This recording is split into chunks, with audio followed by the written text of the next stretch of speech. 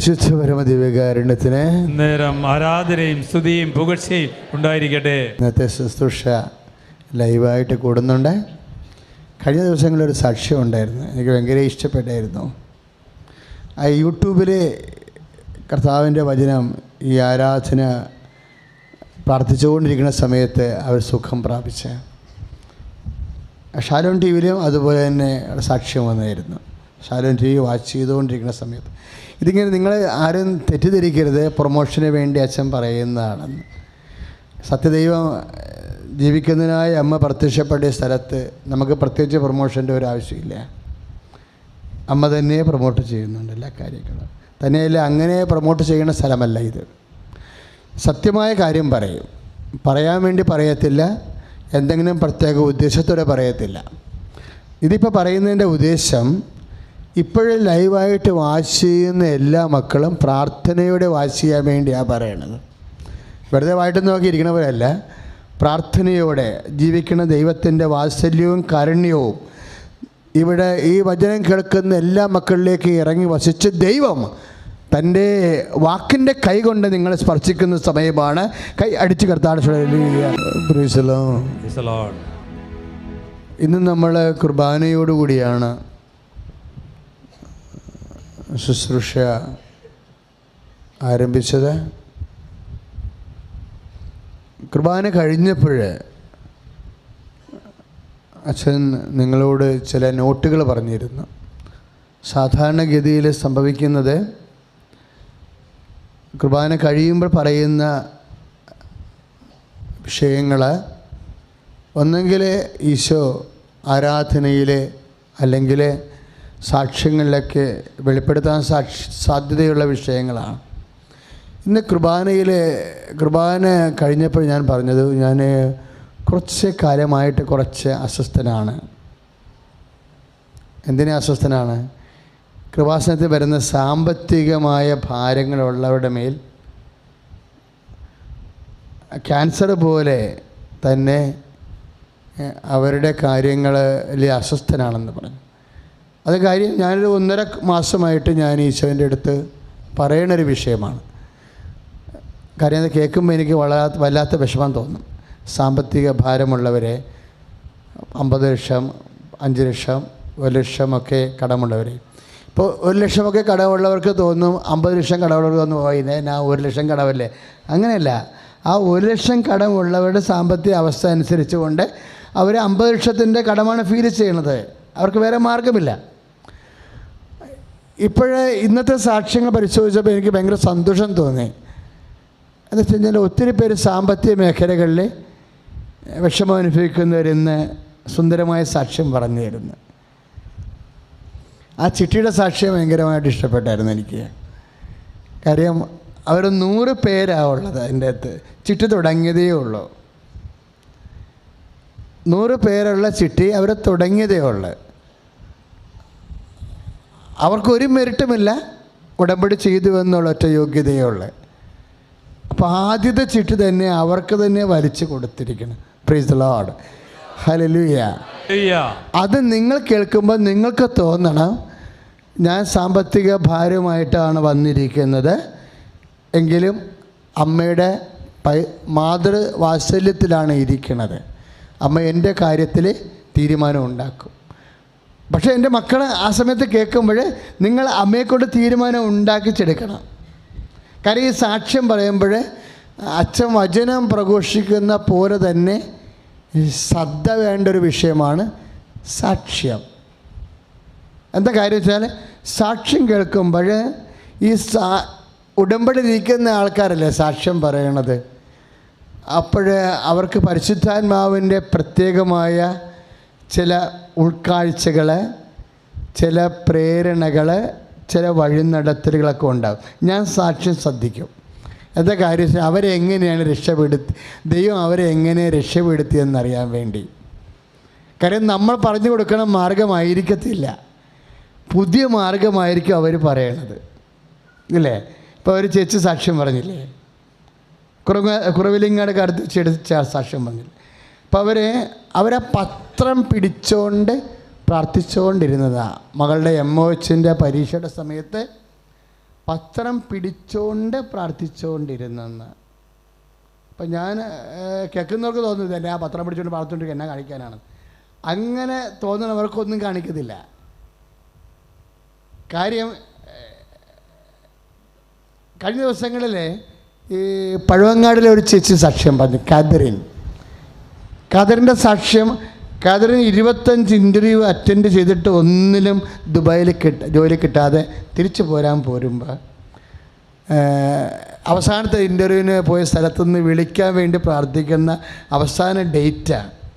അപ്പോൾ husband car ഓടിച്ച് അയാളുടെ ഓഫീസിൽ പോകുമ്പോൾ ഈശോന് പറയും, ഈശോനെ ഇന്നാ വിളിക്കേണ്ടത് ദിവസം. അപ്പോൾ പെട്ടെന്ന് കാറിൻ്റെ ഡാഷ് തുറന്നല്ല തന്നെത്താൻ തുറക്കും. അതൊക്കെ ഒരു ഭയങ്കര മിറക്കിളാണ്. ഓട്ടോമാറ്റിക്കായിട്ട് ഡ്രൈവ് ചെയ്യുന്ന കാറിൻ്റെ ഡാഷ് തുറന്ന് വീഴും. തുറന്നപ്പോഴായിരുന്നു കൃപാസനം പത്രം താഴേക്ക് വീഴും. പത്രം താഴേക്ക് വരുമ്പോൾ കാർ ഓടിക്കുന്നതിൻ്റെ ഇടയിൽ ഒരു കൈ കൊണ്ട് പത്രം എടുത്തിട്ട് എൻ്റെ മാതാവേ എന്ന് വിളിക്കും. അതാണ് വിളി. അതാണ് എൻ്റെ അത്. പത്രം എടുത്തതല്ല വിളി പ്രശ്നം. പത്രം എടുത്തിട്ട് വിളിക്കും, എൻ്റെ മാതാവേ. പത്രം കാണുമ്പോൾ മാതാവിനെ ഓർക്കണം, അതാണ് വിഷയം. അമ്മയുടെ പത്രമാണിത്. എൻ്റെ മാതാവേ, ഞാൻ ഈ കാർ ഓഫീസിൽ എത്തുന്ന മുമ്പ് എൻ്റെ വൈഫിൻ്റെ ഇൻ്റർവ്യൂ ചെയ്ത സ്ഥലത്ത് നിന്ന് എന്നെ വിളിക്കണം. അതാണ് പ്രശ്നം. അത്രേ ഉള്ളൂ. ആ ഓഫീസിലേക്ക് കയറി അയാൾ കാർ തിരിച്ചിടുമ്പോൾ സമയത്ത് ടക്കിയെന്ന് ഓഫീസിൽ നിന്ന് വിളിക്കും, നിങ്ങളുടെ വൈഫിന് സെലക്ഷൻ ആയിട്ടുണ്ട്, വന്ന് അറ്റൻഡ് ചെയ്യാൻ പറയും, ജോലിക്ക് പ്രവേശിക്കാൻ പറയും. ഇതാണ് ഇതിൻ്റെ ഒരു രീതി എന്ന് പറയണത്. ആ കാറിൻ്റെ ഡാഷ് തുറന്ന് ആരാണെന്ന് കേൾക്കുന്നവർ ചിന്തിക്കണം. ഇപ്പോൾ വേറെ ഒരു സാക്ഷ്യം നമ്മൾ ഇന്ന് കേട്ടു. എന്താ കേട്ടത്? 2.5 ലക്ഷം രൂപ കയ്യിലുണ്ട്, 1 ലക്ഷം രൂപ വേണം.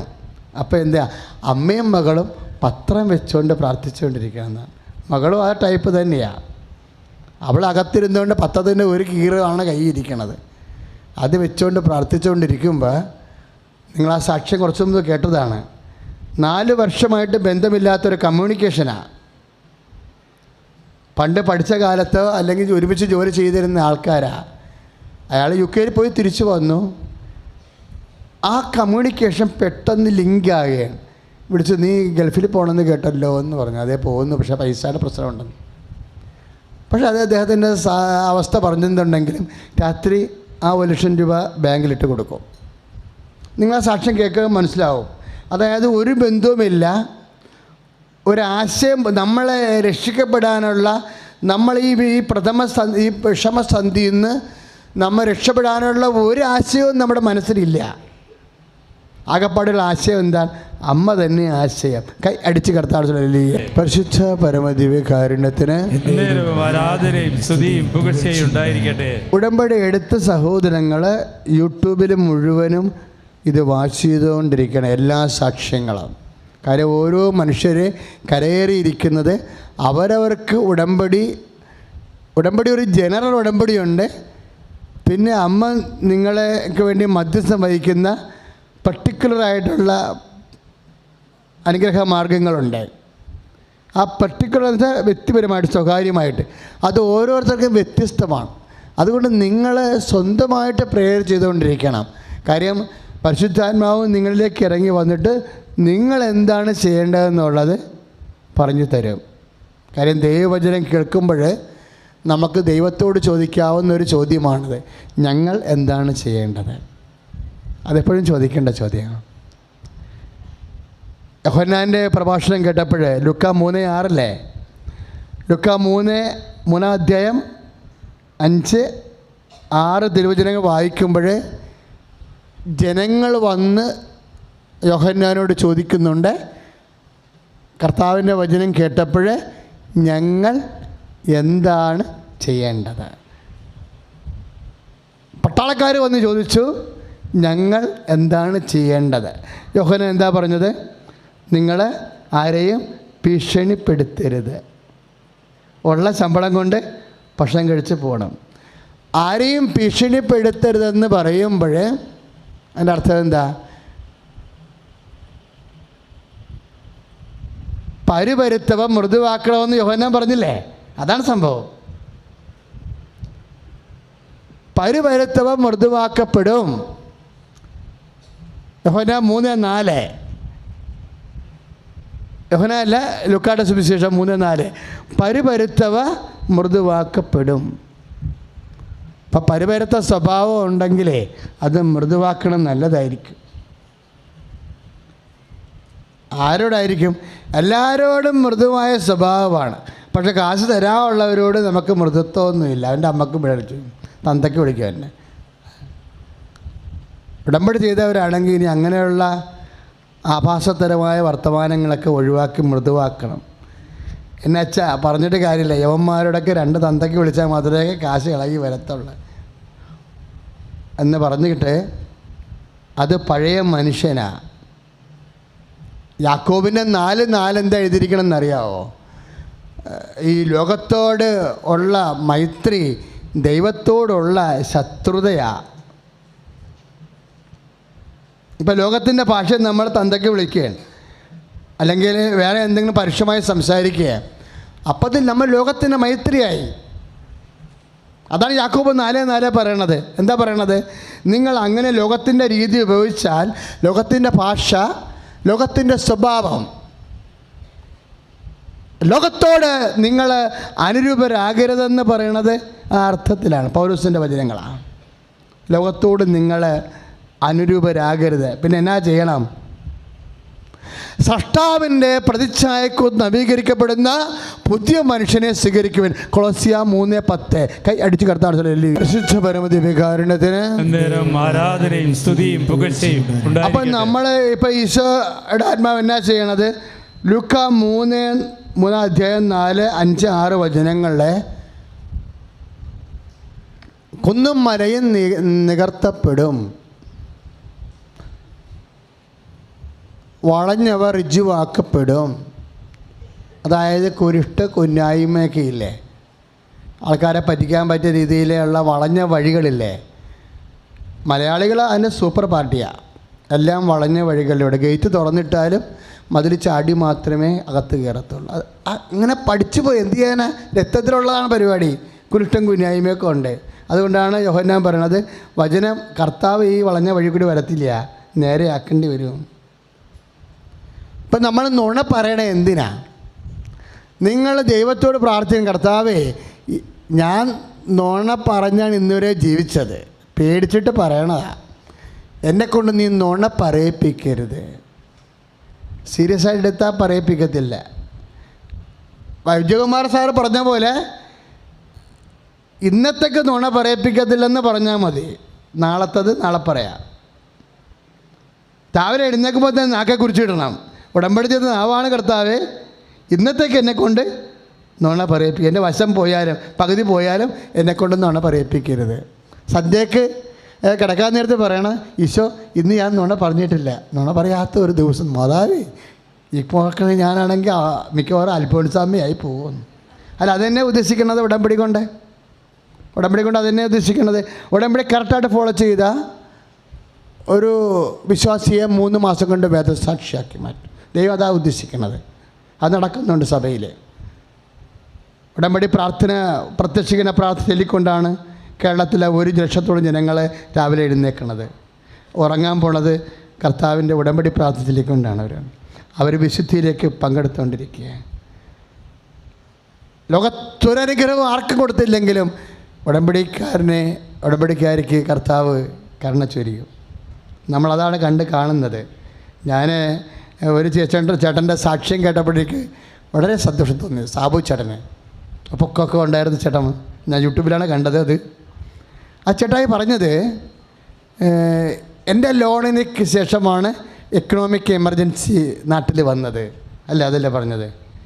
ഫൈനാൻസ് അടിയന്തരാവസ്ഥ, സാമ്പത്തിക അടിയന്തരാവസ്ഥ കേരളത്തിന് വന്നത് എൻ്റെ ലോണിന് ശേഷമാണ്. അതിന് സ്കീം മാറിപ്പോയെന്ന് പറഞ്ഞു. ആ സാക്ഷിയൊക്കെ ശ്രദ്ധിച്ചില്ലേ? സാമ്പത്തിക മേഖലയാണ് അമ്മ തൊട്ടിരിക്കുന്നത്. സാമ്പത്തിക മേഖല തൊട്ടിരിക്കുകയാണ് ശരിക്കും ആ സാക്ഷ്യം. അതായത് ലോൺ പാസ്സായതിന് ശേഷം ഭയങ്കര ഡിസാസ്റ്റർ വന്നിരിക്കുക. എന്താ പറ്റിയത്? ആദ്യം ഓക്കി വന്നു, 100 കോടി രൂപ കടമായി, അല്ലേ? അതിനുശേഷം എന്താ വന്നത്? പ്രളയം, 22,000 കോടിയാണെന്ന്. 22,000 കോടി കടമായി. സംസ്ഥാനത്തിൻ്റെ സാമ്പത്തിക അവസ്ഥയുടെ നട്ടെല്ല് തകർന്ന് മന്ത്രിമാർ പോലും വിദേശത്ത് പോലും പൈസ വാങ്ങിക്കാൻ വേണ്ടി ആൾക്കാരുടെ സന്മനസ്സിന് ആശ്രയിക്കാൻ വേണ്ടി നമ്മുടെ നേതാക്കന്മാർ വരെ പോകേണ്ടി വന്നു. നമ്മൾക്ക് വേണ്ടി പോയതാണ് കേട്ടോ. അവരോട് നമുക്ക് നന്ദി ഉണ്ടാകണം. അപ്പോൾ അങ്ങനെ ഒരു അവസ്ഥ വന്ന് സാമ്പത്തികമായ തകർച്ച ഉറപ്പ് വരുത്തുമ്പോഴും ഈ മനുഷ്യൻ്റെ ലോൺ നമ്പർ എത്രയാണ്? 1938 എന്തൊക്കെയല്ലേ? അപ്പോൾ 1938 അങ്ങനെയുള്ള ആ ലാസ്റ്റ് നമ്പരാണ്. ഓഖി ഉണ്ടായിട്ടും പ്രളയം ഉണ്ടായിട്ടും നീ ഉടമ്പടി ചെയ്ത ഈ ഉടമ്പടിയിലുള്ള വിഷയങ്ങൾ ഓഖി ആയാലും പ്രളയമായാലും അതിൻ്റെ അപ്പുറത്തേക്ക് വന്നിട്ട് അതിനെ അതിജീവിക്കുമെന്നാണ് അമ്മ പറയണത്. കൈയടിച്ച് കർത്താവിനെ വിശുദ്ധ പരമദിവ്യകാരുണ്യത്തിന് എന്നേരം ആരാധനയും സ്തുതിയും പുകഴ്ചയും ഉണ്ടായിരിക്കട്ടെ. സാബുചേട്ടൻ്റെ സാക്ഷ്യത്തിൽ എനിക്ക് എൻ്റെ സെക്കൻഡ് പോയിൻ്റ് കുറച്ചുകൂടി ജീവനുള്ളതാണ്. അദ്ദേഹത്തിന് 24 അവേഴ്സാണ് വർക്ക്. ദൈവത്തെ അനുഭവിച്ചവരുടെ വഴികളിൽ നിന്നാണ് വചനങ്ങൾ നമ്മൾ സംസ്കരിക്കുന്നത് അല്ലേ. 24 അവേഴ്സാണ് ഒരു കമ്പനി വർക്ക്. അപ്പോൾ അദ്ദേഹം എന്താ പറയണത്? ഉടമ്പടി പ്രാർത്ഥന ചെല്ലാനും പ്രത്യക്ഷീകരണ പ്രാർത്ഥന ചെല്ലാനും ഒക്കെ ജോലി സംബന്ധമായ തടസ്സങ്ങളുണ്ട് അല്ലേ. എന്നിട്ട് ഒരു വാക്ക് പറഞ്ഞു തരുന്നു. എന്നാ പറഞ്ഞത്? ബാത്റൂമിൽ പോയിരുന്നാൽ ഞാൻ ഉടമ്പടി പ്രാർത്ഥനയില്ലെന്ന്. പുറത്തുനിന്ന് ചെല്ലാനുള്ള സൗകര്യമില്ലാതെ. അതൊക്കെ ഞെട്ടിപ്പിക്കുന്ന സംഭവമാണ്. അമ്മ പിന്നെ വെറുതെയാണ് ഓഹിയും പ്രളയമൊക്കെ അതിജീവിച്ചുകൊണ്ട് ലോൺ കൊടുക്കണത്. ആളെ വീട് വെച്ച് മാറിയില്ലേ ഇപ്പം. അതൊക്കെ കേൾക്കുമ്പോൾ എൻ്റെ മക്കൾ മനസ്സിലാക്കേണ്ടത് ആൾ കാര്യസ്ഥനായെന്നാണ് ഞാൻ മനസ്സിലാക്കിയത്. എന്താ കാര്യം? കാര്യസ്ഥൻ. ബൈബിൾ എന്താ പറയണത്? വിശ്വസ്തത കാണിക്കുന്ന ആൾക്കാരെ ബൈബിൾ വിളിക്കുന്ന ഒരു പേരാണ് കാര്യസ്ഥൻ. കർത്താവിൻ്റെ കാര്യദർശി. കർത്താവിൻ്റെ കാര്യദർശി. നമ്മൾ സാധാരണ സൺ ഡോട്ടർ എന്നുള്ള പദവി മാറ്റിയിട്ട് വിശ്വസ്ത വരുമ്പോൾ എനിക്ക് തോന്നുന്നത് 1 കൊറിന്ത്യൻസ് 4:2 കാര്യസ്ഥന് വിശ്വസ്തത കൂടിയേ തീരുമെന്ന്. Praise the lord. ഹല്ലേലൂയ. അപ്പോൾ ഉടമ്പടി എടുക്കുമ്പോൾ നമുക്ക് ഉണ്ടാകുന്ന ഗുണം എന്താ? നമ്മൾ സൺ ഡോട്ടർ എന്ന രീതിയിൽ നിന്ന് മാറിയിട്ട് കാര്യദർശിയായി മാറും. കർത്താവിൻ്റെ സെക്രട്ടറി പോസ്റ്റിലേക്കാണ് വരുന്നത്. ഒഫീഷ്യലായ ആൾ ഒഫീഷ്യലായി. നിങ്ങൾ ഉടമ്പടിയോട് വിശ്വസ്ത കാണിക്കുന്നതനുസരിച്ച് കൊണ്ട് കാര്യസ്ഥൻ്റെ പദവിയിലേക്ക് വരും. അപ്പം അങ്ങനെ വരുമ്പോൾ എല്ലാ നിയമങ്ങളെയും അട്ടിമറിച്ചുകൊണ്ടായിരിക്കും വിശ്വസ്തർക്ക് ദൈവം പ്രതിഫലം നൽകണത്. തന്നെയല്ല, കർത്താവ് വളരെ സൂക്ഷ്മതയോടെ ഉപയോഗിച്ചിട്ടൊരു വാക്കാണ് എന്നാ വിശ്വസ്തത എന്നുള്ളത്. വിശ്വസ്തത.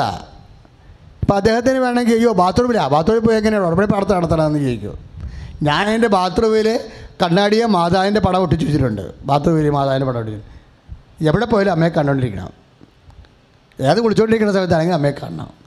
ഒരു ജ്വരമാണത്, ഒരു ബന്ധം. നിങ്ങൾ അമ്മയുമായി ഒരു ഇൻറ്റിമസി കീപ്പ് ചെയ്യാൻ നോക്കണം. കാര്യം ഈശോനെ വളർത്തിയത് അമ്മയാണ്. നമ്മളെ ഈശോയിൽ വളർത്തേണ്ടത് ആരാ? അമ്മയാ. നമ്മളെ ഈശോയിൽ വളർത്തേണ്ടത്.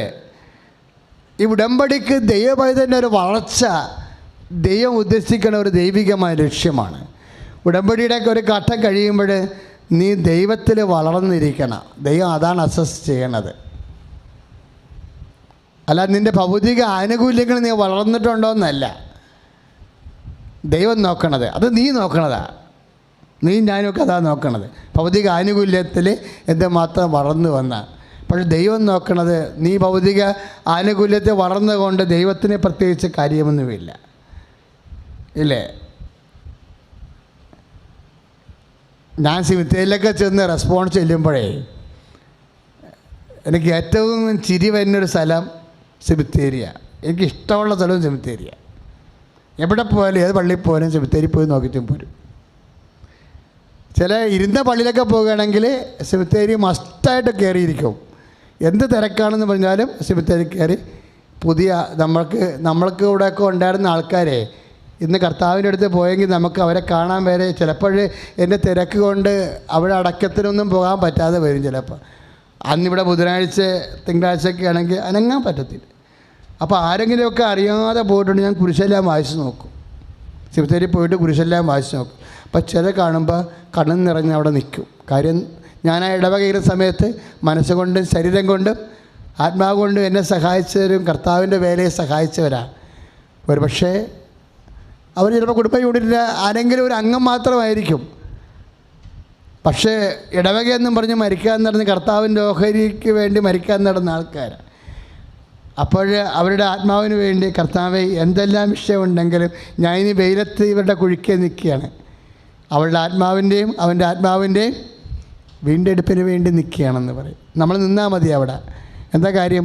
24 മണിക്കൂറും കർത്താവിൻ്റെ ജോലി ചെയ്യുന്നവൻ പറയണ കർത്താവ് കേൾക്കാതിരിക്കുക. തീർച്ചയായിട്ടും കേൾക്കുക. നമ്മളവിടെ നിന്നാൽ മതി. കർത്താവ് എന്തെങ്കിലും കയ്യബദ്ധം ജീവിതകാലത്ത് വന്നു പോയിട്ടുണ്ടെങ്കിൽ ഇപ്പം മാപ്പാക്കണം. ഞാൻ അവന് വേണ്ടി വെയിൽ കൊള്ളകത്തിന് ഈ ഉച്ച 12 മണിക്ക് വേണ്ടി നിൽക്കുകയാണ്. കാര്യം നിത്യതയെന്ന് പറഞ്ഞാൽ എന്താണെന്ന് നമുക്കറിയാം. അമ്മമാതാവിനെ നേരിട്ട് കാണുമ്പോൾ നിത്യത മാത്രമേ ഉള്ളൂ സത്യമെന്ന് തോന്നിപ്പോകും. ശ്രുതിയുടെ ഹല്ലേലൂയ, ശ്രുതിയുടെ ഹല്ലേലൂയ. ഇപ്പോഴും ഞാൻ പറയാൻ പോകുന്നത് കർത്താവ് വിശ്വസ്തതയെ എങ്ങനെ കാണുന്നുവെന്നുള്ളതാണ്. കർത്താവ് എങ്ങനെയാണ് വിശ്വസ്തതയെ കണ്ടത്? ഇപ്പോൾ നിങ്ങൾ ഉപവസിക്കണം. അപ്പോൾ നിങ്ങൾ വിചാരിക്കും ഇന്ന് ഉപവാസ ദിവസമാണ്, അപ്പോഴാണ് ഇന്ന് വിരുന്നക്കാർ വന്നിരിക്കുന്നത്. അപ്പോൾ നിങ്ങൾ വിരുന്നക്കാർ വരുമ്പോൾ നിങ്ങൾ ഉടനെ ഉപവാസം മുടക്കും. ഇവിടുന്ന് അങ്ങനെ പറഞ്ഞു തന്നിട്ടില്ല. വിരുന്നക്കാർ ഭക്ഷണം കഴിച്ചിട്ട് പോകും. അവർക്ക് വേണ്ടി നമ്മൾ നല്ല ഭക്ഷണം ഉണ്ടാക്കി കൊടുക്കുകയും ചെയ്യും. പക്ഷെ നമുക്ക് ഉപവാസമാണ്. നിങ്ങളെ പോഴം കളിക്കാൻ ഉടമ്പടി എടുത്തിരിക്കണമെന്നുണ്ടെങ്കിൽ പണി തിരിച്ച് കിട്ടാൻ സാധ്യതയുണ്ട്. വിളക്കാൻ തക്കണ പാണ്ടാവും. ഇത് ഉടമ്പടി ദൈവത്തോട് ചെയ്തിരിക്കണതാണ്. വിശ്വസ്തത തന്നെയാണ്. കർത്താവ് വിശ്വസ്തയെക്കുറിച്ച് പറഞ്ഞപ്പോഴേ ചെറിയ കാര്യങ്ങൾ ശ്രദ്ധിക്കാൻ പറഞ്ഞിട്ടുണ്ട്. ലൂക്കായുടെ സുവിശേഷം 16:10. ചെറിയ കാര്യങ്ങൾ വിശ്വസ്തൻ, വലിയ കാര്യങ്ങൾ വിശ്വസ്തനായിരിക്കും. കൈ അടിച്ച് കർത്താൻ കാരണത്തിന് ആരാധനയും സ്തുതിയും പുകഴ്ചയും ഉണ്ടായിരിക്കട്ടെ. അപ്പോൾ എത്ര നടുവൊടിഞ്ഞ ജോലിയുള്ള ദിവസമായാലും ശരി, നടുവിന് നീരാണെങ്കിലും ശരി, എൻ്റെ മക്കളെ ഒരു ദിവസം പോലും പ്രേയർ മുടക്കരുത്. കാര്യം നമ്മൾ ചെയ്തിരിക്കുന്നത് ദൈവത്തോടാണ് ഉടമ്പടി ചെയ്തിരിക്കുന്നത്. എന്താ ഇച്ചിരി സീരിയസ് ആയിട്ട് പറയാൻ കാരണം വെച്ച് കഴിഞ്ഞാൽ ഈ കർത്താവിൻ്റെ സ്വഭാവം അതാണ്. അതായത് കൽപ്പനയുടെ കാര്യം പറയുമ്പോഴും എന്നാ പറയണത്? ഇക്കൽപ്പന എന്ന് പറയും. ഇക്കൽപ്പന എന്ന് പറയും. എത്ര നിസ്സാരമായാലും ശരി അത് പാലിക്കാൻ മറ്റുള്ളവരെ പഠിപ്പിക്കുകയോ ചെയ്യുന്നവൻ സ്വർഗരാജ്യത്തിലെ വലിയവനായിരിക്കും എന്ന് പറഞ്ഞ് ഈ കൽപ്പന എത്ര നിസ്സാരമായാലും ശരി അത് പാലിക്കാൻ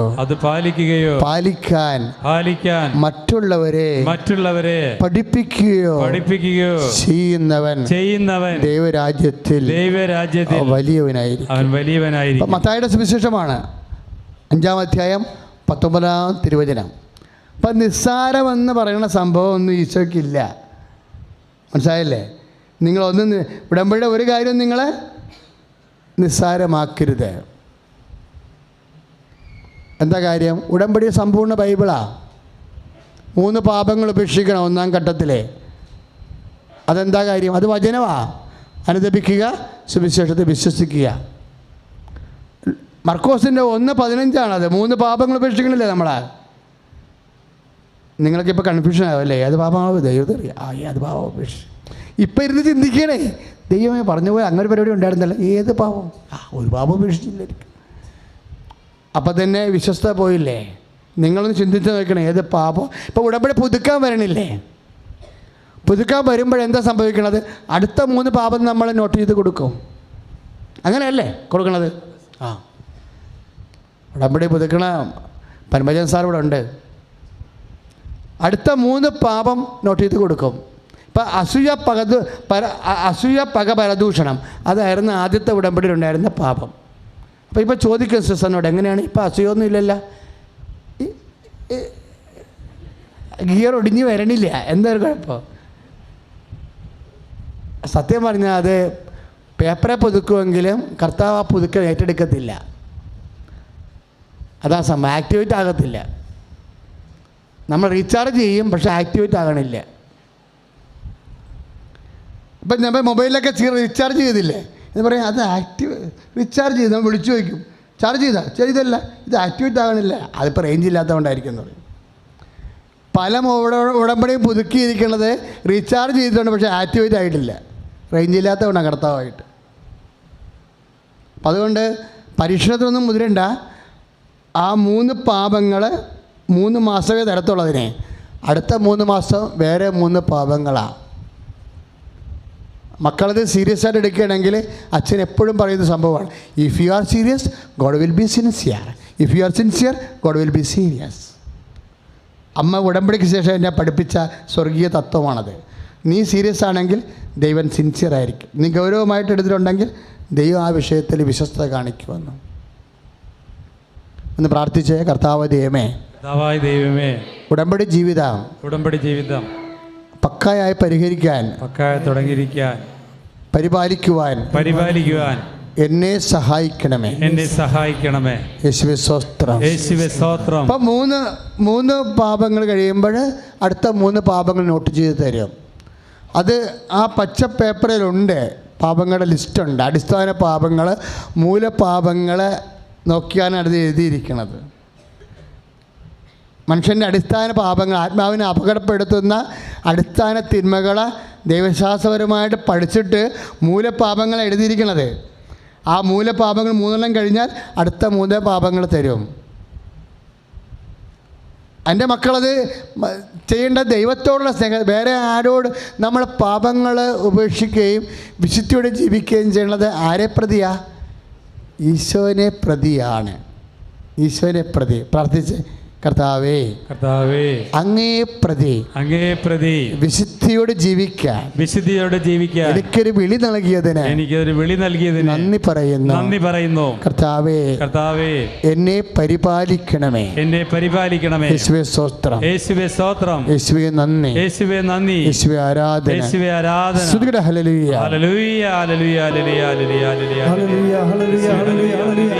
ശക്തിയോടെ സ്തുതിക്കട്ടെ. ഹല്ലേലൂയ. ചെറിയ കാര്യങ്ങളെക്കുറിച്ചാണ് ഇപ്പോൾ സംസാരിച്ചുകൊണ്ടിരിക്കുന്നത്. സുവിശേഷം ചെറിയ കാര്യങ്ങളുടെ സുവിശേഷമാണ്. കർത്താവിൻ്റെ കണ്ണ് ആണ് നമ്മുടെ വിഷയം. കർത്താവ് നോക്കുന്ന രീതികൾ, ആനയെ നോക്കുന്ന അതേ കപ്പാസിറ്റിയിൽ കർത്താവ് അണുവിനെ നോക്കൂ. അണുവിനും ആനയ്ക്കും ഒരേ പ്രൊപ്പോർഷനാണ്. ഈ ചെറിയവരിൽ ഒരുവന്, ഒന്ന് പറഞ്ഞേ, ഈ ചെറിയവരിൽ ഒരുവന് ഒരു പാത്രം വെള്ളം കുടിക്കാൻ കൊടുക്കുന്നവന് അതിന്റെ പ്രതിഫലം നഷ്ടപ്പെടുകയില്ലെന്ന് ഞാൻ നിങ്ങളോട് പറയുന്നു. അവിടെ എന്താ സംഭവം? ചെറിയവനുണ്ട്, എളിയവൻ. സമൂഹത്തിലുണ്ടാവും വലിയ മനുഷ്യരും ചെറിയ മനുഷ്യരും. ചില ആൾക്കാർ കിണർ കുഴിച്ചു കൊടുക്കും. കിഴക്കുള്ള സ്ഥലങ്ങളിലൊക്കെ കിണർ കുഴിക്കുന്നതിനൊക്കെ 2 ലക്ഷം രൂപയൊക്കെയാണ് ചിലവ്. ചിലർ ഒരു പാത്രം വെള്ളമാണ് കൊടുക്കുന്നത്. കിണർ കുഴിച്ചു കൊടുക്കുന്നതും ഒരു പാത്രം വെള്ളം കൊടുക്കുന്നതും കർത്താവ് ഒരേ കണ്ണുകൊണ്ടാണ് കാണുന്നത്. ഒന്നും അവഗണിക്കത്തില്ല. അതാണ് പറയണത്. ഒരു പാത്രം വെള്ളമാണെന്ന് കൊടുത്താൽ, മത്തായിയുടെ സുവിശേഷം 10:42, മത്തായി ശ്രീകാരുടെ സുവിശേഷം എന്തിനാണ് പഠിക്കണത്? ആളിൻ്റെ മനസ്സറിയാനാണ്. വാക്ക് എവിടെ നിന്ന് വരുന്നതാ? വാക്ക് മനസ്സിൽ നിന്ന് വരുന്നതാ. ദൈവത്തിൻ്റെ മനസ്സറിയാനാണ് നമ്മളെ സുവിശേഷം പഠിക്കുന്നത്. എന്നാ പറയണത്? ഏറ്റവും ചെറിയ വല്ല ഒരാൾക്ക് ഒരു പാത്രം വെള്ളം കുടിക്കാൻ കൊടുക്കുന്നവന് അതിൻ്റെ പ്രതിഫലം നഷ്ടപ്പെടുകയില്ലെന്ന്. ആരുടെ പേരിലാണ്? കർത്താവിൻ്റെ നാമത്തിലായിരിക്കണമെന്നേ ഉള്ളൂ. അത് വിഷയമാണ്. റീഫണ്ടിങ് ഉള്ളതെല്ലാം ഈശോയുടെ നാമത്തിലേ ഉള്ളൂ. എന്താ കാര്യം? പിതാവിൻ്റെ തിരുസന്നിധിയിലെ കൃപയെ ആർജിച്ചിരിക്കണതും കൊടുക്കാനും വാങ്ങിക്കാനും ഒക്കെ എല്ലാം നൽകിയിട്ടുള്ള A single name of Jesus Christ. എന്താ കാര്യം?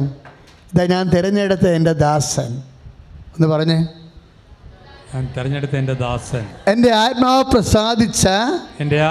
പ്രസാദിച്ചാൽ എൻ്റെ പ്രിയപ്പെട്ടവൻ. അതാണ് മത്തായി ശ്ലീഹ 12:18 തിരുവചനം.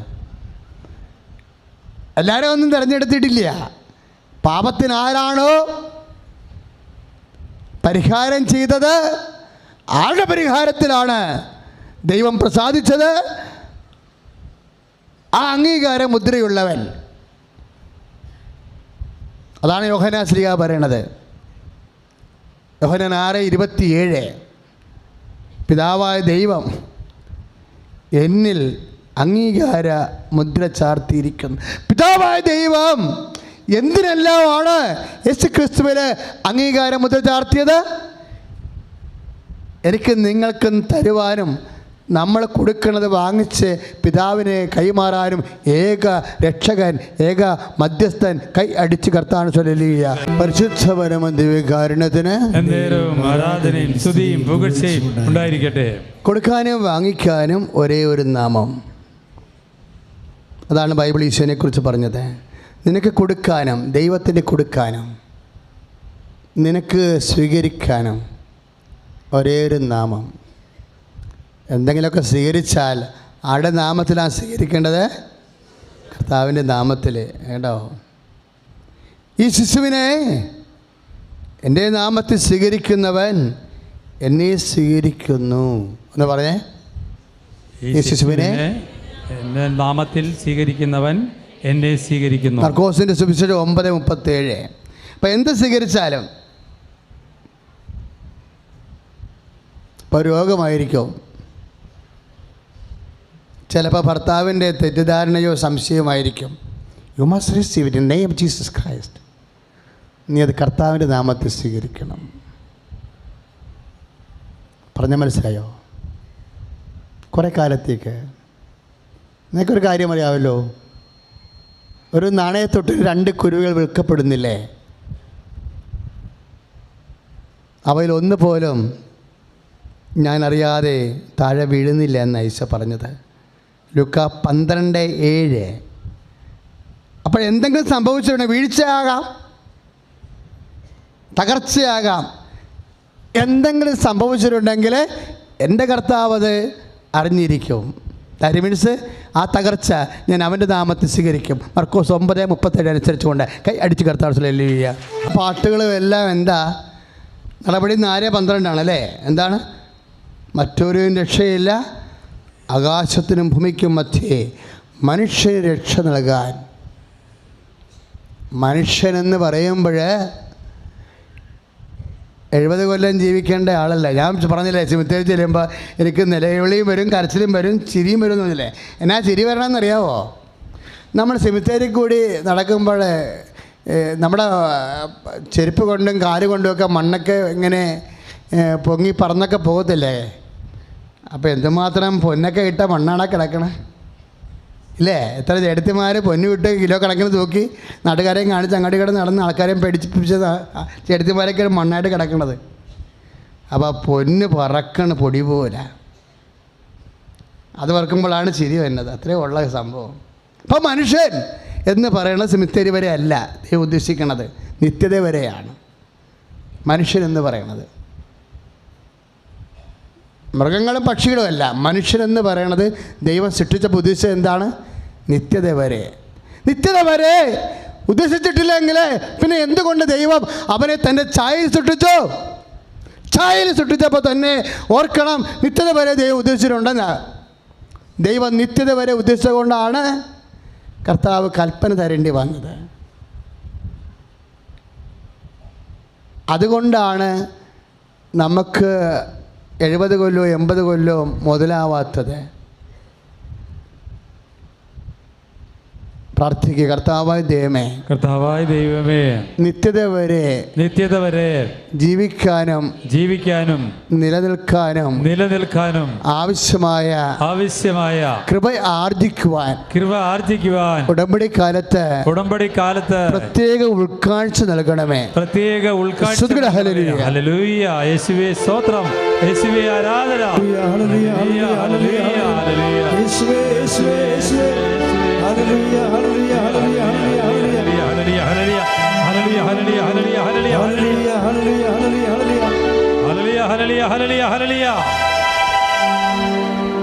പരിശുദ്ധ പരമദിവ്യകാരുണ്യത്തിന് ആരാധനയും സ്തുതിയും പുകഴ്ചയും ഉണ്ടായിരിക്കട്ടെ.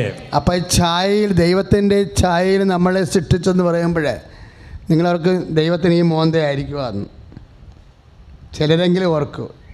ബൈബിളിൽ ദൈവത്തിൻ്റെ ഛായ എന്ന് പറഞ്ഞാൽ ജീവനും സ്നേഹവുമാണ്. ദൈവത്തിൻ്റെ സ്നേഹത്തിൻ്റെ ഛായ, ആത്മാവിൻ്റെ ഛായ, ദൈവത്തിൻ്റെ ജീവൻ, ഈ രണ്ട് കാര്യവും അവസാനിക്കണില്ല.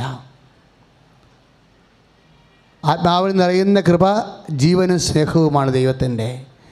അത് നിത്യത വരെ സ്നേഹം എന്നേക്കും നിലനിൽക്കുന്നവനല്ലേ. 1 കൊറിന്ത്യൻസിൽ നമ്മൾ വായിക്കുന്നത് 13:14 സ്നേഹം എന്നേക്കും നിലനിൽക്കുന്നു. അതുപോലെ തന്നെ ജീവനും ആത്മാവിൽ നിറയുന്ന ദൈവചൈതന്യം സ്നേഹവും ജീവനുമാണ്.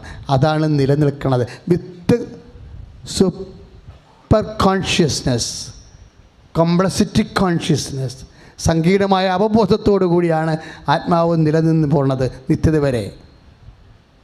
ഈ അവബോധമാണ് ദൈവത്തെ അനുഭവിക്കുമ്പോൾ സന്തോഷം തോന്നുന്നത്. ഈ അവബോധമാണ് ദൈവത്തെ അനുഭവിക്കാത്തപ്പോൾ ദുഃഖം തോന്നുന്നത്. അതിന് നരകമെന്ന് നമ്മൾ പറയും. വിശ്വസിക്കുന്നവരെ അവസാന കാലങ്ങളിലെ വിഷയങ്ങൾ വരെ വ്യക്തമായി മനസ്സിലാക്കേണ്ടതാണ്. സ്തുതിയുടെ ഹല്ലേലൂയ.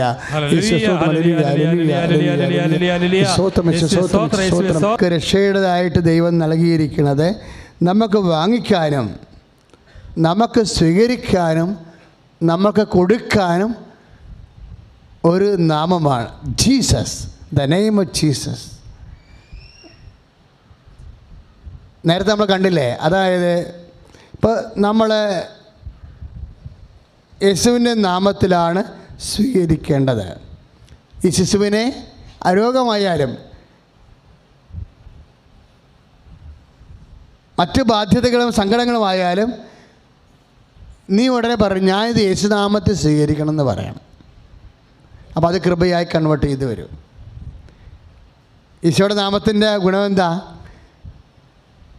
കൃപയുടെ ഉച്ചയും ഉറവയുമാണ് ഈശോ നാമം. ഈശോ നാമത്തിൽ സ്വീകരിക്കുമ്പോൾ നിൻ്റെ സങ്കടങ്ങളെ കൃപ പുരണ്ട് വരും. ഈശോ നാമത്തിൽ സ്വീകരിക്കുമ്പോൾ ഈശോ നാമത്തിൽ എന്നാ സംഭവിക്കുന്നത്? ഈശോ നാമം മഹത്വപ്പെടും. ഇപ്പം ഞാനൊരു ചീട്ട് കൊടുത്ത് വിടണേ, 50 ലക്ഷം രൂപ വിജയകുമാർ കൊടുത്ത് വിടണേ എന്ന് വിചാരിച്ചോ? അപ്പോൾ എന്താ, എൻ്റെ നാമത്തിന് എന്തായി? അച്ഛൻ്റെ ചീട്ടുള്ളപ്പോൾ അത് ഹോണർ ചെയ്ത് സാറ് അല്ലേ? അപ്പോൾ എൻ്റെ നാമത്തിന് മഹത്വമായി. നമ്മൾ ഈശോ നാമത്തിലൊരു രോഗം സ്വീകരിക്കുമ്പോൾ ആ രോഗത്തിലൂടെ ആര് മഹത്വപ്പെട്ടു? ഈശോ മഹത്വപ്പെട്ടു. ദൈവത്തെ മഹത്വപ്പെടുത്തി വിശ്വാസത്തിൽ വളരുവിൻ. റോമ 4:20. എങ്ങനെയാണ് വളരണത്? വിശ്വാസം എങ്ങനെയാണ് വളരണത്? ദൈവത്തെ മഹത്വപ്പെടുത്തിയാണ് വളരണം. എങ്ങനെ ദൈവത്തെ മഹത്വപ്പെടുത്താം? ദൈവത്തെ മഹത്വപ്പെടുത്തണമെങ്കിൽ ദൈവത്തിന് നാമം മഹത്വപ്പെടണം. സ്വർഗസ്ഥനായ ഞങ്ങളുടെ പിതാവേ, അങ്ങനെ നാമം മഹത്വപ്പെടണമേ. അതാണ് സംഭവം. നമ്മൾ വളരണത് എങ്ങനെയാണ്? ദൈവത്തെ മഹത്വപ്പെടുത്തിയ ഒരു രോഗം ഈശോയുടെ നാമം സ്വീകരിക്കണം എന്ന് പറയുമ്പോൾ ഈശോയുടെ നാമം മഹത്വപ്പെടും. ഈശോയുടെ നാമം മഹത്വപ്പെടാൻ സംഭവിക്കാം. ഇപ്പം നിന്നെ ഒരാൾ തെറി പറഞ്ഞു, തോന്നിയവാസം പറഞ്ഞു, നീ ഉടനെ പറയണത് ഞാൻ ഈശോ നാമത്തെ സ്വീകരിച്ചത്, തീർന്നു. അപ്പോൾ ആര് മഹത്വപ്പെട്ടു? ഈശോ മഹത്വപ്പെട്ടു. നീ നടക്കുന്ന വഴി ഒരുത്തൻ കൈതപ്പൊണ്ണം കൊണ്ടുവന്നിട്ട് അപ്പോൾ നീ വളഞ്ഞു ചുറ്റി യൂക്കട്ടിലാണ് പോണത്. നീ പറയും ആ കൈതപ്പൊണ്ണം കൊണ്ടുവന്നിട്ടപ്പോൾ എനിക്ക് ബുദ്ധിമുട്ടുണ്ട്, എനിക്ക് 5 മിനിറ്റ് നടന്ന് 5 അടി വെച്ച് ആ റോഡെ എത്തുമായിരുന്നു, ഇപ്പം ഞാൻ കറങ്ങിത്തിരിഞ്ഞാണ് പോണത്. എൻ്റെ കറങ്ങിത്തിരിഞ്ഞ് പോണ അവസ്ഥ ഈശോ നാമത്തിൽ സ്വീകരിച്ചിരിക്കണം, തീർന്നു. അപ്പോൾ ആര് മഹത്വപ്പെട്ട്? ഈശോ മഹത്വപ്പെട്ടു. ഈശോ മഹത്വപ്പെടാൻ സംഭവിക്കും. പിതാവേ, ഭൂമിയിൽ ഞാൻ അങ്ങേ മഹത്വപ്പെടുത്തി, ആകയാൽ അങ്ങേ പക്കൽ എന്നെ മഹത്വപ്പെടുത്തണമേ. ദൈവനാമത്തിൽ ദൈവ തിരുസന്നിധിയിൽ ദൈവ നാമത്തെ മഹത്വപ്പെടുത്തിയാൽ എന്ത് സംഭവിക്കും? യോഹന്നാൻ 17:4 സംഭവിക്കും. എന്താണ്? അങ്ങേ പക്കൽ എന്നെ മഹത്വപ്പെടുത്തണേ. മക്കളെ, ദൈവം മഹത്വപ്പെടുത്തിയ വേറെ ആർക്കും ആ മഹത്വം കെടുത്താൻ പറ്റത്തില്ല. മനുഷ്യൻ മഹത്വപ്പെടുത്തിയ കാലം കെടുത്തും. പറഞ്ഞാൽ മനസ്സിലായ? ഈ ഭൂമിയിലുള്ള എല്ലാ കുരിശും നിനക്കാരുടെ നാമത്തിൽ സ്വീകരിക്കാനുള്ളതാണ്, യേശു നാമത്തിൽ. അതാ റോമ 4:20. ദൈവത്തെ മഹത്വപ്പെടുത്തി വിശ്വാസത്തിൽ കൃപയിൽ വളരുവിൻ. വളർച്ചയ്ക്ക് വേണ്ടിയാ നിൻ്റെ കുരിശ്. നിന്നെ വഴി തടഞ്ഞവരെ, നിന്നെ അസഭ്യം പറഞ്ഞവരെ എല്ലാം ചെയ്തത് എന്താ? നിൻ്റെ വളർച്ചയ്ക്ക് വേണ്ടിയാണ്. നീ അത് ആരുടെ നാമത്തിലാണ് സ്വീകരിക്കേണ്ടിയിരുന്നത്? നിൻ്റെ പേരിലാണ് സ്വീകരിച്ചതാണ് കുഴപ്പമായിപ്പോയത്. ഇനി മുതൽ നീ ആരുടെ നാമത്തിൽ സ്വീകരിക്കും? ഈശോന്റെ പേര്. സ്തുതിയുടെ ഹല്ലേലൂയ. പരമദിവ്യകാരണത്തിന് ആരാധനയും സ്തുതിയും പുകഴ്ചയും ഉണ്ടായിരിക്കട്ടെ. അവസാനമായ ഒരു ഗുണം കൂടിയുണ്ട്. നിങ്ങൾ കുറേ കാലത്തേക്ക് ഇങ്ങനെ യേശുനാമത്തെ സ്വീകരിക്കണമെല്ലാം യേശുനാമത്തെ സ്വീകരിക്കണം വിചാരിച്ചോ? അങ്ങനെ വരുമ്പോൾ എന്താ സംഭവിക്കുന്നത്? യേശുവിൻ്റെ നാമം മഹത്വപ്പെടുകയും റോമ 4:20 അനുസരിച്ചുകൊണ്ട് നിങ്ങളുടെ ദൈവശക്തി വർദ്ധിക്കുകയും ചെയ്യും. ദൈവശക്തി വർദ്ധിച്ചു കഴിഞ്ഞാൽ നിങ്ങൾക്കിത് പുറത്ത് മറ്റുള്ളവർക്ക് കൊടുക്കാൻ പറ്റും. ആ നാമം തന്നെ ആക്ടിവേറ്റ് ചെയ്യാൻ കൊടുക്കണം. നിങ്ങളെ ഓരോരോ വിഷയം, നാത്തൂനുണ്ടായിരുന്ന പോര് ഇല്ലേ, അമ്മായി അമ്മയോടൊക്കെയുള്ള മരുമഴക്കൊന്നും ഉണ്ടായിട്ടുള്ള എന്തെങ്കിലും തിക്കുമുട്ടലുകളെല്ലാം നിങ്ങൾ ഇന്ന് വരെ എന്താ സ്വീകരിക്കണത്? യേശുനാമത്തെ സ്വീകരിക്കും. അപ്പോൾ അവരോട് നമുക്ക് പരിഭവമില്ല, പരാതിയില്ല. യേശുനാമത്തെ സ്വീകരിക്കുന്ന അനുസരിച്ച് നിൻ്റെ ദൈവികമായ ശക്തി റോമ 4:20 അനുസരിച്ചുകൊണ്ട് കൂടിക്കൊണ്ടിരിക്കും. കൂടിക്കഴിഞ്ഞാൽ എന്ത് സംഭവിക്കും? നിനക്കത് പുറത്ത് കൊടുക്കാൻ പറ്റും. ഇപ്പം ഒരു സാക്ഷി അവസാനം പറഞ്ഞില്ലേ, അവിടെ അഡ്രസ്സൊന്നും പറഞ്ഞില്ല. അവരെന്താ പറഞ്ഞത്? അവരെ കുഞ്ഞിനെ കൊണ്ടുവന്ന്, ഹസ്ബൻഡിനെ കൊണ്ടുവന്ന് അവസാനം ഇങ്ങനെ വിറഞ്ഞ് എന്താ പറഞ്ഞത്? അമ്മേ, ഇനി ഈ പണിയും പറഞ്ഞുകൊണ്ട് ഇവരിവിടെ വരാൻ അമ്മ അനുവദിക്കരുത്. തീർന്ന്. പിന്നെ വന്നില്ലല്ല. അടുത്ത ആഴ്ച തന്നെ ജോലി കിട്ടിയില്ലേ? അതെന്താ കാര്യം? വാക്കിൻ്റെ വിലയാണ്. എനിക്ക് സങ്കടം, വിറഞ്ഞതല്ല, എനിക്ക് സങ്കടമാണ് വന്നത് ശരിക്കും പറഞ്ഞാൽ. അവരൊരു 4 മാസത്തിനുള്ളിൽ ഒരു 6 പ്രാവശ്യം എന്നെ കാണാൻ വന്നിട്ടുണ്ട്. അപ്പോൾ ഈ കുഞ്ഞിനെയും കൊണ്ടുവരുമ്പോൾ എനിക്ക് വിഷമം വന്ന്, ആ പൊടിക്കുഞ്ഞിനെയും കൊണ്ടാണ് അവർ വരുന്നത്. അപ്പം കുഞ്ഞിനെങ്ങളെ കൊണ്ടുവരുമ്പോൾ നമുക്ക് എത്ര തിരക്കാണെങ്കിലും ഇനി അപ്പോൾ അവർക്ക് വേറെ, അവരൊക്കെ ഞാൻ നോക്കിയിട്ട് അവർക്ക് വേറൊരു മാർഗമില്ല. പല വിഷയങ്ങളിൽ അവരിങ്ങനെ തിക്കുമുട്ടി ശ്വാസം മുട്ടി ഇരിക്കുകയാണ്. അവിടെ കയ്യിലുള്ളതും പോയി, കുഞ്ഞിനെയും വളർത്തുകയും ചെയ്യണം, കടവുമായി ആകപ്പാടെ കുഴപ്പത്തിലായി. അപ്പോൾ നമ്മൾ അറ്റ കൈ പറയും, അമ്മേ ഇനി ഈ വിഷയം പറഞ്ഞുകൊണ്ട് എൻ്റെ അടുത്ത് വന്ന് എന്നെ ബുദ്ധിമുട്ടിക്കാൻ അമ്മ അനുവദിക്കരുതെന്ന് പറയും. അത്ര ബാക്കിയേ ഉള്ളൂ. അത് പ്രാർത്ഥനയാണ്. അത് നാട്ടുകാരുടെ മുമ്പിൽ പബ്ലിക്കായിട്ട് പറയുന്ന ഒരു പ്രാർത്ഥനയാണത്. ചെയ്തു കൊടുക്കണമേ നല്ല പ്രാർത്ഥിക്കണത്. അതൊരു എന്താണ്? നമ്മളിങ്ങനെ ദൈവമഹത്വത്തിന് വേണ്ടി ജീവിക്കുക. അപ്പോൾ അങ്ങനെ വന്ന് കുറേ നാൾ ദൈവത്തിൻ്റെ മഹത്വത്തിന് വേണ്ടി നമ്മൾ ജീവിച്ച് കഴിയുമ്പോൾ നമ്മുടെ വാക്കിന് വിലയാവും. അതാണ് പത്രോസ് പറയണത്, എൻ്റെ കയ്യിൽ പൊന്നും വെള്ളിയൊന്നും ഇല്ല, അതുകൊണ്ട് കഥയൊന്നും ഇല്ലെന്ന് പറയും. ആ മുടന്തൻ കൈ നീട്ടില്ലേ പ്രാർത്ഥനയ്ക്ക് കയറാൻ നേരത്ത്, പള്ളിയിലേക്ക് പോണ സമയത്ത് പത്രോസിൻ്റെ അടുത്ത് കൈ നീട്ടിയില്ലേ?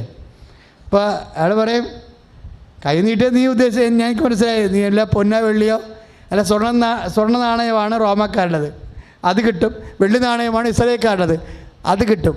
ഇത് രണ്ടും എൻ്റെ കയ്യിലില്ല. എൻ്റെ കയ്യിലുണ്ടായിരുന്നെങ്കിൽ യൂദാസ് കൊണ്ടുപോയി എവിടെ കളഞ്ഞെന്നറിയാൻ പറ്റില്ല, അവൻ കെട്ടും ചത്തുപോയി. അപ്പോസ്തലന്മാരുടെ പൊതു കൂട്ടായ്മ യൂദാസിൻ്റെ കയ്യിലല്ലായിരുന്നു.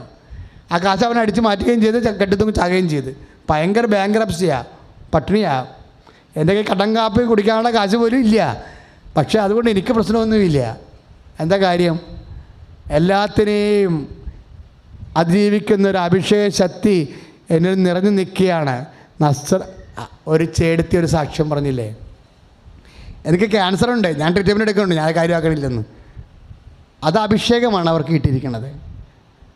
ഒരു ഗുരു വന്നിട്ട് കെട്ടിത്തൂങ്ങി ചാകാൻ വേണ്ടി നടക്കുന്ന ആൾക്കാരുണ്ട്. അവരുടെ മുമ്പിലാണ് നമ്മളിവിടെ സാക്ഷ്യം കേൾക്കണത്. ഒരു കുരു വന്നതെന്ന് പറഞ്ഞ് മാതാവ് ഇത് ക്യാൻസർ ആയിരിക്കുമോ, എങ്ങനെ ജീവിക്കുമോ, മക്കളെ എങ്ങനെ വളർത്തുമോ, എങ്ങനെ എന്തെങ്കിലും എവിടെ പോയി ചികിത്സിക്കുമോ എന്നൊക്കെ പറഞ്ഞുകൊണ്ട് കാറിക്കൂവി ഗതികെട്ട പ്രേതമ്പരം നടക്കുന്ന ആൾക്കാരുണ്ട്. ഒരു ഗുരു വന്നാണ് പ്രശ്നം. അവിടെ മുമ്പിലാണ് നമ്മളിവിടെ ക്യാൻസറിൻ്റെ സാക്ഷ്യം കേൾക്കുന്നത്. അവർ പറഞ്ഞു എനിക്കത് ഫീൽ ചെയ്യണില്ലെന്ന് പറയുന്നു. ഇതോടുകൂടിയാണ് ഞാൻ പ്രാർത്ഥിക്കാൻ പഠിച്ചത്, ഇതുപോലെ ഞാൻ എളിമപ്പെട്ടത്, ഇതുപോലെയാണ് കർത്താവിനോട് കരുണ കാണിച്ചതെന്ന്. എന്നാ പരിപാടിയാണ്. അതാണ് സാക്ഷ്യം, അഭിഷേകമാണ്. യേശുക്രിസ്തുവിൻ്റെ ശക്തി നിൻ്റെ ജീവിതത്തിൽ അഭിഷേകമായി നിൽക്കും. പത്രോസ് പറഞ്ഞു പൊന്നെൻ്റെ കയ്യിലില്ല, പൊന്ന് യൂദാസ് കൊണ്ടുപോയി, വെള്ളി എൻ്റെ കയ്യിലില്ല, അതും കൊണ്ടുപോയി. എൻ്റെ വള്ളവും വരെ നഷ്ടപ്പെട്ടു, എൻ്റെ മടിക്കുത്ത് അഴിഞ്ഞു കിടക്കുക, ഒന്നുമില്ല അതിനകത്ത്, കട്ടൻ ചായ കൊടുക്കാൻ കാശില്ല. പക്ഷേ ഇതൊന്നും, ഈ ദാരിദ്ര്യമൊന്നും എന്നെ അലട്ടണില്ല. എനിക്കുള്ളത് ഞാൻ നിനക്ക് തരും. ഞാൻ കോടീശ്വരനാണ്, ഞാൻ ധനികനാണ്, ഞാൻ സമ്പന്നനാണ്. ഞാൻ ലൂക്ക 12:21 അനുസരിച്ച് കൊണ്ട് ദൈവ തിരുസന്നിധി ഞാൻ സമ്പന്നനാണ്. എനിക്കുള്ള ഞാൻ നിനക്ക് തരുന്നു. In the name of Jesus Christ നസ്രായനായ യേശുവിന്റെ നാമത്തിൽ. നടപടി പുസ്തകത്തിൻ്റെ 3:6 അനുസരിച്ച് കൊണ്ട് നീ എഴുന്നേറ്റ് നടക്കാൻ പറയും. അവൻ ചാടി എഴുന്നേറ്റ് നടക്കും.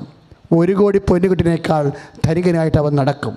അതാണ് ദൈവശക്തി, അതാണ് ദൈവത്തിൻ്റെ സമ്പത്ത്. കർത്താവ് ദൈവമേ, നിൻ്റെ നാമത്തിൽ ഞങ്ങൾ പ്രാർത്ഥിക്കുമ്പോൾ, ഞങ്ങൾ ഉടമ്പടി ചെയ്യുമ്പോൾ, എൻ്റെ കർത്താവെ, ഞങ്ങൾ എല്ലാം നിൻ്റെ നാമത്തിൽ സ്വീകരിക്കാൻ, എല്ലാം നിൻ്റെ നാമത്തിൽ കൊടുക്കുവാൻ, അങ്ങനെ കൊടുത്തും വാങ്ങിച്ചും കർത്താവ് നിൻ്റെ നാമത്തെ മഹത്വപ്പെടുത്തി കർത്താവ്, വിശ്വാസത്തെ വളർന്ന് കർത്താവ്, നിൻ്റെ കൃപയിൽ നിറഞ്ഞു കർത്താവ്, നിന്നെ പരിശുദ്ധമ്മയെപ്പോലെ ലോകത്തിന് കൊടുക്കാൻ, കരുത്തനാക്കാൻ, സുവിശേഷകനാക്കാൻ, സാക്ഷിയാക്കാൻ സഹായിക്കണമേ.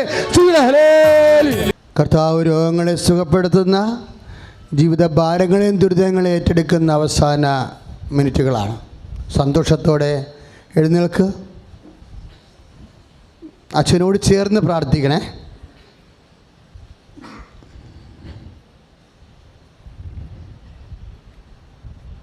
അച്ഛനോട് ചേർന്ന് പ്രാർത്ഥിക്കുക. ആദ്യം രോഗികൾക്ക് വേണ്ടി നമ്മൾ പ്രാർത്ഥിക്കും, കർത്താവ് അവരെ സ്പർശിക്കും. അതിനുശേഷം വിവാഹം ഒത്തുവരാത്തവർക്കും മക്കളെല്ലാവർക്കും വേണ്ടി പ്രാർത്ഥിക്കും. ഇന്നത്തെ സാക്ഷി നിങ്ങൾ കേട്ടില്ലേ, എത്രയോ പേർക്കാണ് വീട് സ്ഥലം കർത്താവ് കൊടുത്തത്.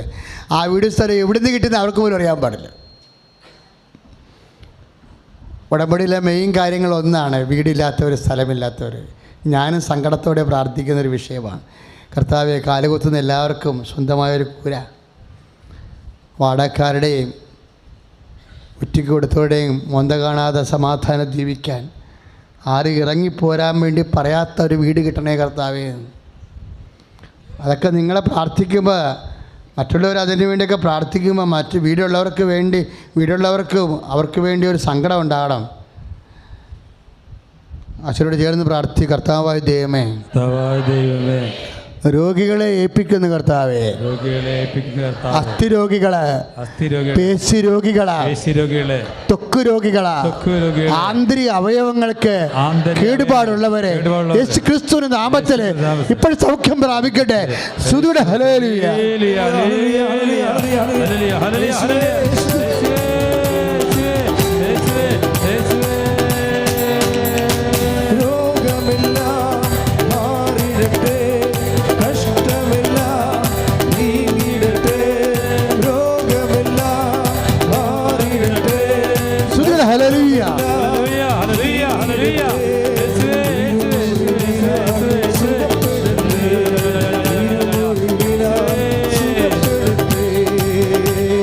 കൈകളിങ്ങനെ തിണർത്തിച്ച് വന്നു വരുന്ന രോഗികൾ, ശരീരത്തിന് ചില ഭാഗങ്ങളൊക്കെ തിണർത്തിച്ച് വന്ന് പിന്നെ കറുത്ത് വരും. ആ വ്യക്തിയെ കർത്താവ് സുഖപ്പെടുത്തിക്കൊണ്ടിരിക്കുന്ന. ഹല്ലേലൂയ. അതായത് ഒരു താങ്ങില്ല, 5 മിനിറ്റ് നിന്ന് കഴിഞ്ഞാൽ പിന്നെ ഒരു താങ്ങില്ലാതെ ഇരിക്കാനോ നിൽക്കാനോ പറ്റത്തില്ല. 5 മിനിറ്റ് നിന്ന് കഴിഞ്ഞാൽ പിന്നെ ഒരു താങ്ങില്ലാതെ നിൽക്കാനോ ഇരിക്കാനോ പറ്റത്തില്ല. ആ രോഗികളെ കർത്താവ് സുഖപ്പെടുത്തിക്കൊണ്ടിരിക്കുന്നു. ഹല്ലേലൂയ.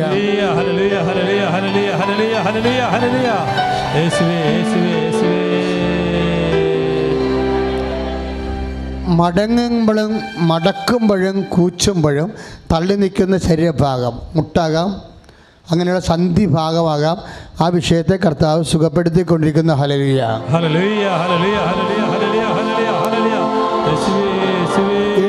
ഇടത് പതിര ഭാഗങ്ങൾ, ഇടത് കൈയുടെ കക്ഷത്തിന് താഴെയുള്ള ശ്വാസകോശ ഭാഗങ്ങളും വാരിപ്പറ്റുകളും കേടുള്ളവരെ കർത്താവ് സുഖപ്പെടുത്തുന്നു. ഹല്ലേലൂയ.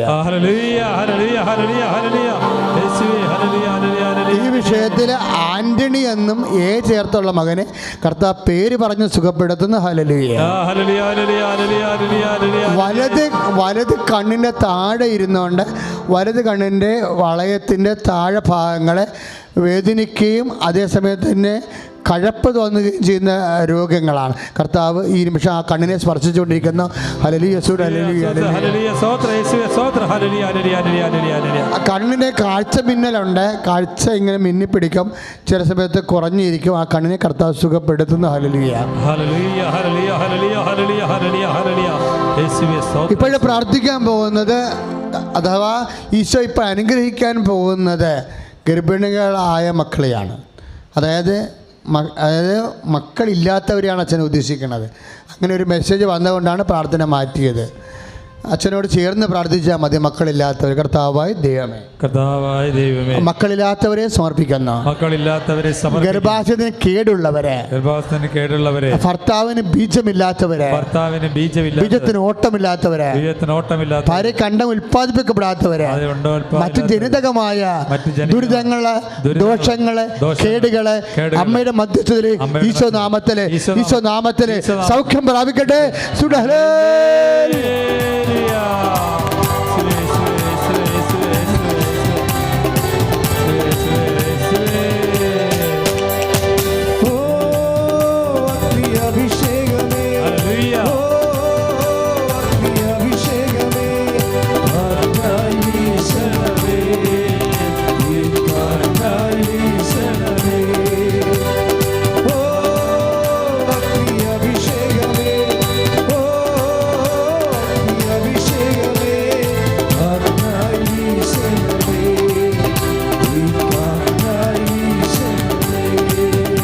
പരിശുദ്ധ പരമദിവ്യകാരുണ്യത്തിന് ആരാധനയും സ്തുതിയും പുകഴ്ചയും ഉണ്ടായിരിക്കട്ടെ. മക്കളെ, സാമ്പത്തിക തകർച്ചകൾ അച്ഛൻ വളരെ ഗൗരവത്തോടെടുക്കുന്നൊരു വിഷയമാണ്. പിന്നെ വീട് സ്ഥലമില്ലാത്തവർ, അങ്ങനെയുള്ളവർ കുറേ അധികമുണ്ട്. സാമ്പത്തിക വിഷയത്തെ പ്രാർത്ഥിക്കുന്നവർ, അവർ ഈ സാക്ഷ്യങ്ങളൊക്കെ കേൾക്കണം. അവരെ സഹായിച്ച് സാക്ഷ്യം പറയിപ്പിച്ച അമ്മ നിങ്ങളെയും സാക്ഷ്യം പറയിപ്പിക്കും. നിങ്ങളുടെ മനസ്സിൽ പറയണം, ഞാനും ഒരു ദിവസം അൾത്താരെ കയറി സാക്ഷ്യം പറയാം. പ്രാർത്ഥിക്കുക. കർത്താവായ ദൈവമേ, സാമ്പത്തിക ബാധ്യതകളാല് മനുഷ്യന്മാരുടെ ഭീഷണിക്കും കുടുംബത്തിലെ സങ്കടങ്ങൾക്കും കർത്താവ് അസംബദ്ധമായി ഭക്ഷിക്കാൻ പോലും ആഹാരം കഴിക്കാനോ ഉറങ്ങാനും പറ്റാതെ വേദനിച്ച് നടക്കുന്നവരോട് പരിശുദ്ധ അമ്മയുടെ മധ്യസ്ഥതയെ പ്രതി ദിവ്യകാരുണ്യത്തോടെ കാരുണ്യം അപേക്ഷിക്കുന്ന ഹല്ലേലൂയ. നൈപുണ്യ പരീക്ഷ, മത്സര പരീക്ഷ നിങ്ങൾക്കറിയാമല്ലോ. അമ്മ മാതാവിൻ്റെ ഉടമ്പടി തുടങ്ങിയതിന് ശേഷം വലിയ തോതിൽ അമ്മ പ്രൊഫഷണൽസിനെ സഹായിക്കുന്നുണ്ട്. ഞെട്ടിപ്പിക്കുന്ന സാക്ഷ്യങ്ങളാണ് ആൾക്കാർ പറയുന്നത്. നിങ്ങളും ഈ സമയത്ത് MOH ഹാദ്, അതുപോലെ തന്നെ PT, ഇങ്ങനെ പ്രൊഫഷണൽ ടെസ്റ്റുകളെല്ലാം പങ്കെടുക്കുന്നവർ, ഉടമ്പടി വിജയിക്കുന്നവർക്ക് വേണ്ടി പ്രാർത്ഥിക്കാൻ പോവുകയാണ്. ചിലർക്ക് സാക്ഷ്യം പറയണത് ആ മാർക്ക് എങ്ങനെ വന്നു പോലും എനിക്കറിയത്തില്ലെന്നാണ്. ഒത്തിരിയേറെ മിസ്റ്റേക്കുകൾ വരുത്തി എല്ലാം നെഗറ്റീവ്സ് അടിച്ചു പോയിട്ടും ഇത്രയും മാർക്ക് അമ്മ മാത്രം ഇട്ട് തന്നതാണ്. അച്ഛനോട് ചേർന്ന് പ്രാർത്ഥിക്കുക. കർത്താവായ ദൈവമേ, എല്ലാ വിദ്യാർത്ഥികളെയും മത്സര പരീക്ഷ, യോഗ്യത പരീക്ഷ, ഇന്റർവ്യൂ, ടെസ്റ്റ് എഴുതാൻ പോകുന്നവരെ, എഴുതി കഴിഞ്ഞവരെ, റീവാലുവേഷന് കൊടുത്തിട്ടുള്ളവരെ, ജോലിക്ക് വേണ്ടി പ്രതീക്ഷിക്കുന്നവരുടെ മേൽ കർത്താവിൻ്റെ കൃപ പരിശുദ്ധമ്മയുടെ ശക്തമായ മധ്യസ്ഥത്താൽ അഭിഷേകം ചെയ്യട്ടെ. ഹല്ലേലൂയ.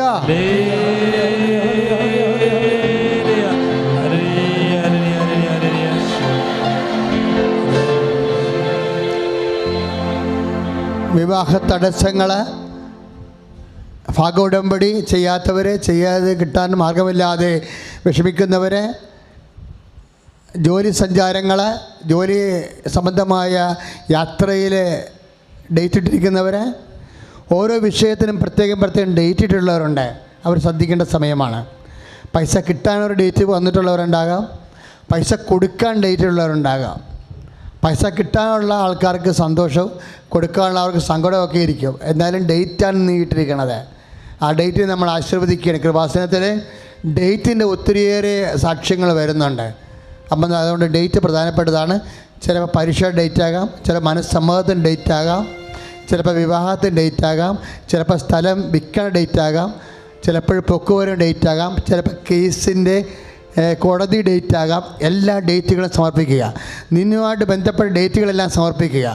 ഇപ്പോൾ കർത്താവ് ഡേറ്റുകളെ അനുഗ്രഹിച്ചുകൊണ്ട് ആ ഡേറ്റിന് ആവശ്യമായ കൃപ പരിശുദ്ധ അമ്മ വഴി നിനക്ക് നൽകാൻ പോവുകയാണ്. സ്തുതിച്ചുകൊണ്ട് ഡേറ്റ് സമർപ്പിക്കണം. കർത്താവേ, ഡേറ്റുകളെല്ലാം സമർപ്പിക്കുന്നു. കർത്താവേ, ഡേറ്റുകളുടെ മേൽ, തീയതികളുടെ മേൽ കർത്താവിൻ്റെ ശത്രുക്കളുടെ എന്താണ് ഇങ്ങനെ ഡേറ്റിൻ്റെ കാര്യം പറഞ്ഞതെന്ന് അറിയാവോ? ഡേറ്റ് എന്ന് വെച്ച് കഴിഞ്ഞാൽ തീയതി. എന്താ തീയതി പറഞ്ഞതിൻ്റെ കാര്യം, കുറേ സാക്ഷ്യങ്ങൾ വരുമ്പോൾ നമ്മൾ മെസ്സേജ് എടുക്കുമ്പോൾ കിട്ടുന്ന ഡേറ്റാണ് അവർ സാക്ഷ്യത്തിൽ പറയണത്. ഇപ്പോൾ 18 പറഞ്ഞ സാക്ഷ്യം ഡൈമർ പറഞ്ഞു 18 നിൻ്റെ ഡേറ്റ് എന്ന് പറയുമ്പോൾ ആ 18-ാം തീയതി തന്നെ PSC ഓഫീസിൽ നിന്ന് വരെ വിളിക്കും. അതാണ് ഡേറ്റ് എന്ന് പറയണത്. പിന്നെ 18 പറഞ്ഞു വരുന്നത് കല്യാണം ഫിക്സ് ചെയ്തിരിക്കുന്നത് ആ 18 തന്നെയായിരിക്കും നടക്കുന്നത്. ആ ഡേറ്റ് പിന്നെ ആക്രമണങ്ങളൊന്നുമില്ല. മറ്റ് വിഷമതകളുടെ പ്രതിലോമ കാര്യങ്ങളുടെ ആക്രമണങ്ങൾ ഉണ്ടാകത്തില്ല. കൃപാസനത്തിൽ എന്താ ഡേറ്റ് വരാൻ കാര്യം വെച്ചാൽ അമ്മ ഡേറ്റിൻ്റെ ആളാണ്, അമ്മ സമയത്തിൻ്റെ ആളാണ്. കൃപാസനത്തിലെ അമ്മ ഉടമ്പടി സമയത്തിൻ്റെതാണ്. സമയഘടികാരം നെഞ്ചി ചാർത്തിയാണ് അമ്മ പ്രത്യക്ഷപ്പെട്ടത്. അപ്പോൾ ഡേറ്റിനോട് ബന്ധപ്പെട്ട് എന്ത് സമയമായാലും ഉടമ്പടി ചെയ്യുമ്പോഴും ആ സമയം ഉണ്ടെങ്കിലെല്ലാം ആ സമയമെല്ലാം പരിരക്ഷിതമാണ്. മരിയം പരിരക്ഷയുള്ളതാണ് സമയത്തിൻ്റെ മേലെ. അതുകൊണ്ടാണ് ഡേറ്റ് പ്രധാനപ്പെട്ടവർ പ്രാർത്ഥിക്കുന്നത്. നീ ഉടമ്പടി പ്രാർത്ഥന ചെല്ലുമ്പോഴും പ്രത്യക്ഷ ചെല്ലുമ്പോഴും നിൻ്റെ പ്രധാനപ്പെട്ട ഡേറ്റുകളെല്ലാം ഓർത്ത് അമ്മയുടെ അനുഗ്രഹം ചോദിക്കേണ്ടതാണ്. Praise the lord. Praise the Lord. Hallelujah.